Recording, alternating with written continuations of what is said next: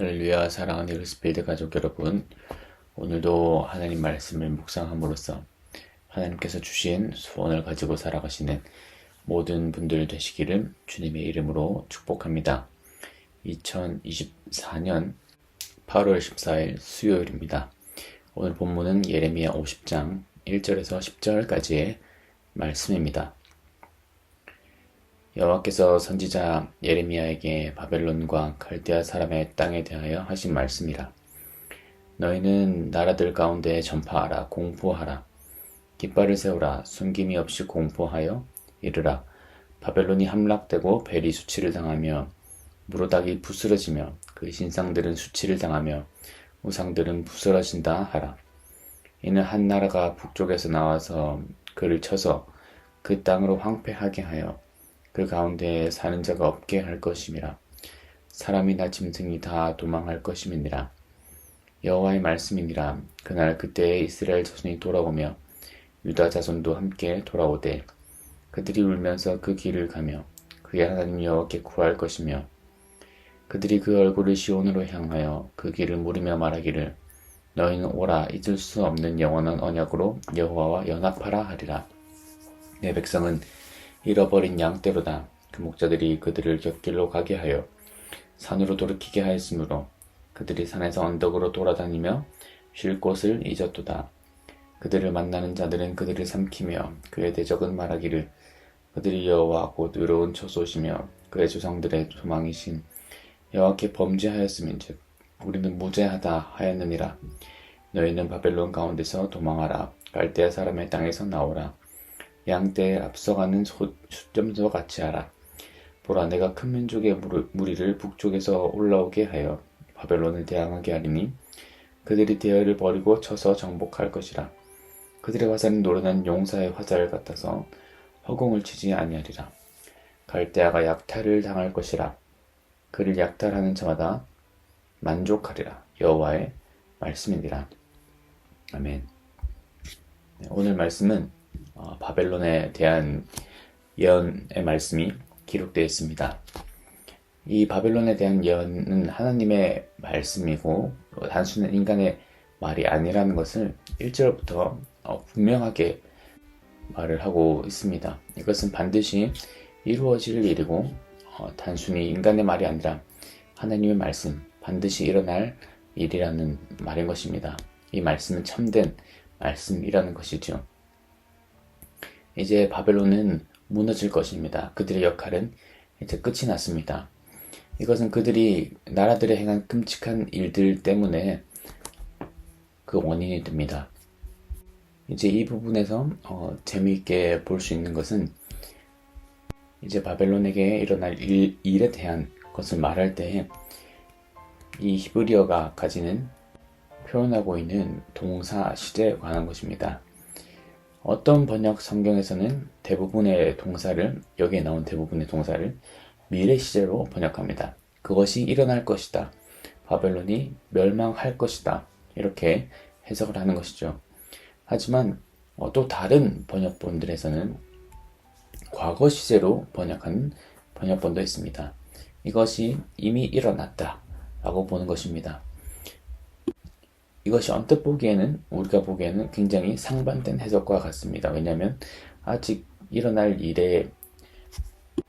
일어나지 않은 일에 대하여 말할 때 우리는 뭐뭐 할 것이다 미래 시제를 쓰고, 이미 일어난 일에 대해서 말할 때는 과거 시제, 했다, 멸망했다 라고 쓰기 때문입니다. 하지만 왜 그러면 어떤 번역본에서는 이 동사를 미래형으로 번역하고 무너질 것이다 라고 번역하고 어떤 번역본에서는 무너졌다 라고 표현하는 것일까요? 신학자들은 이렇게 말합니다. 이것이 소위 예언적 완료라고 합니다. 예언적 완료. 이게 무슨 말이냐면 이 사건들이 분명히 일어날 것이고 반드시 일어날 것이고 그 결과가 피할 수 없다. 그렇기 때문에 이것은 이미 일어난 사건이라고 보아도 된다는 것입니다. 이미 일어난 어떤 것으로 묘사될 수 있다는 것입니다. 이러한 의미에서 이 미래 시제와 과거 시제를 함께 그 의미로 담아낼 수 있다는 것입니다. 일어날 일이지만 이미 일어난 것과 같이 100% 반드시 그것이 일어난다라는 것입니다. 마찬가지로 이 본문에서도 반드시 바벨론은 멸망된다. 그것이 하나님의 말씀이다 라고 시작하고 있는 것입니다. 이 3절에서는 우상에 대한 이름이 등장합니다. 여기에 언급된 우상은 벨과 마르둑 혹은 무로닥이라고 표현합니다. 마르둑은 바벨론과 바벨론의 도시들의 우두머리 신입니다.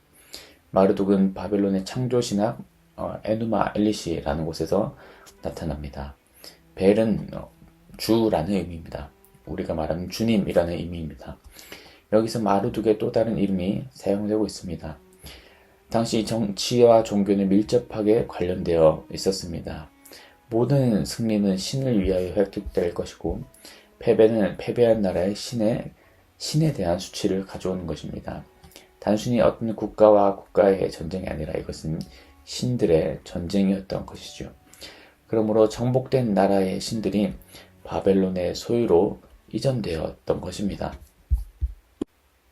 그러므로 이제부터는 바벨론의 신들이 수치를 당하게 될 것입니다. 그들이 멸망하게 될 것입니다. 한때 북쪽으로부터 오는 원수였던 바벨론은 이제 다시 북쪽으로부터 온 원수에 의하여서 압제를 당할 것입니다. 바벨론이 다른 나라에 한 것을 묘사하기 위해 사용된 언어가 이제는 바벨론에게 다시 적용됩니다. 3절을 보시면 이는 한 나라가 북쪽에서 나와서 그를 쳐서 그 땅으로 황폐하게 하여 그 가운데 사는 자가 없게 할 것임이라. 사람이나 짐승이 다 도망할 것임이라 라고 되어 있습니다. 바벨론이 행했던 것을 다시 바벨론이 당하게 되는 것입니다. 그런데 이제 4절부터는 이제 말씀의 중심이 하나님의 백성 이스라엘과 유다에 쏠리게 됩니다. 4절을 읽어드리겠습니다. 여호와의 말씀이니라. 그날 그때 이스라엘 자손이 돌아오며 유다 자손도 함께 돌아오되 그들이 울면서 그 길을 가며 그의 하나님 여호와께 구할 것이며 라고 되어 있습니다. 하나님의 백성은 이제 양심의 가책을 받고 울면서 갈 것입니다. 이들이 과거의 여호와를 알지 못했지만 이제는 하나님을 찾게 될 것입니다. 히브리어 이 동사들은 계속되는 행동을 지금 가리키고 있습니다. 이들은 걷고 있을 것이고 울고 있을 것입니다. 이들은 과거의 절기의 순례 행렬 속에서 그랬듯이 시온으로 다시 돌아오게 될 것입니다. 이제는 영원한 언약으로 인쳐진 하나님의 약속과 함께 하나님과의 회복된 관계를 가리키면서 자신들을 여호와께 묻고 자신들이 다시 여호와께로 돌아오게 되는 그런 말씀이 기록되어 있습니다. 6절과 7절에서는 지도자들과 왕들이 하나님의 백성으로 길을 잃도록 하고 또 언덕에서 다른 신들을 섬기게 조장했던 그 과거를 회상합니다.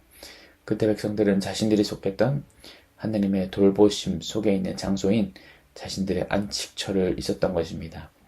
하나님은 심지어 이들의 푸른 초장으로 불리셨습니다.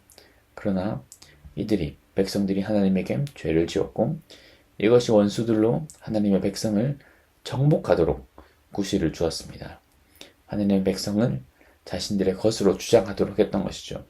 그러나 하나님의 백성을 정복했던 자들은 이제 자신들이 정복을 당하게 됩니다. 하나님은 조상들의 소망이시다 라는 고백은 조상들에게 주어진 약속과 하나님과 그들의 관계에 관련되고 있습니다. 8절은 바벨론의 포로로 잡혀 살고 있는 자들, 이 경우에서는 유대인들에게 도망하라고 외치는 외침들입니다. 어떤 한 신학자는 이 구절을 보고 마치 순념소가 양떼 앞까지 밀치고 나아가는 것처럼 유대인들이 그렇게 하도록 재촉되고 있다고 말하고 있습니다. 북쪽 땅으로부터 오는 바벨론을 위협하는 원수는 잘 훈련된 군사들입니다. 바벨론을 공격하도록 원수를 데려오는 것은 다른 누구도 아니고 하나님이십니다. 9절에서는 히브리어로 볼 때 내가라는 말이 강조되어 있습니다. 하나님이 보내신다는 것입니다. 하나님은 유다를 공격하도록 바벨론을 데려온 그런 하나님이셨습니다. 그리고 그 하나님은 바벨론을 멸망시키기 위하여서 북쪽의 사람들을 다시 불러올 것입니다. 그러므로 오늘 본문을 통하여서 우리는 무엇을 알 수 있습니까? 첫 번째로 악인에 대한 심판이 여전히 살아있다는 것입니다. 하나님은 정의롭고 공의로우신 분이십니다. 하나님은 악을 심판하시며 특히 바벨론처럼 교만하고 악행을 일삼는 나라를 멸망시키십니다. 죄악은 반드시 정복되게 되어 있습니다. 이는 하나님의 공의가 반드시 이루어진다는 것을 우리에게 보여주는 것입니다. 두 번째로는 우상 숭배의 무가치함을 알 수 있습니다. 바벨론의 신들이 수치를 당하고 부서지는 것은 우상 숭배의 무가치함을 강조합니다. 그들을 섬기는 것은 결국 수치를 당하고 부서지는 것을 숭배한 것과 다름이 없습니다. 그러므로 오직 여호와 하나님만이 참된 신이시며 그분만이 우리의 경배를 받으실 분이라는 것을 알 수 있습니다. 그리고 마지막으로 우리가 알 수 있는 것은 회복에 대한 약속입니다. 하나님은 심판 가운데서도 자신의 백성을 잊지 않으시고 그들이 회개하고 돌아오기를 기다리고 계신다는 것입니다. 이스라엘과 유다는 하나님과의 관계를 회복하고 영원한 언약을 기억하며 다시 하나님의 백성으로 돌아오게 될 것이다 라고 말씀하시는 것이 오늘 본문의 메시지입니다. 그러므로 모든 성도님들도 하나님의 심판과 정의를 믿고 그분께서 악한 자들을 마침내 끝날에는 심판하실 것이다 라는 사실을 믿고 우상을 숭배하는 것이 아니라 헛된 우상들을 숭배하는 것이 아니라 하나님만을 경배하고 하나님만을 예배하고 또 그분께서 우리를 회복시키신다는 이 점을 반드시 기억하면서 오늘 하루를 살아가시는 모든 분들 되시기를 주님의 이름으로 축복합니다. 기도하겠습니다. 주님 감사합니다. 오늘 하루도 우리에게 말씀하여 주시고 말씀과 동행할 수 있는 기회를 허락하여 주셔서 감사합니다. 주님, 바벨론을 도구로 사용하시고 또 이번에는 바벨론을 심판의 대상으로 삼으시는 그 하나님의 주권과 권능을 우리가 인정하고 고백합니다.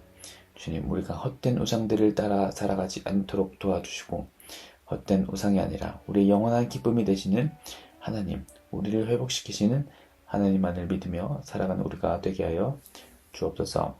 감사드리며 예수 그리스도의 이름으로 기도드렸습니다. 아멘.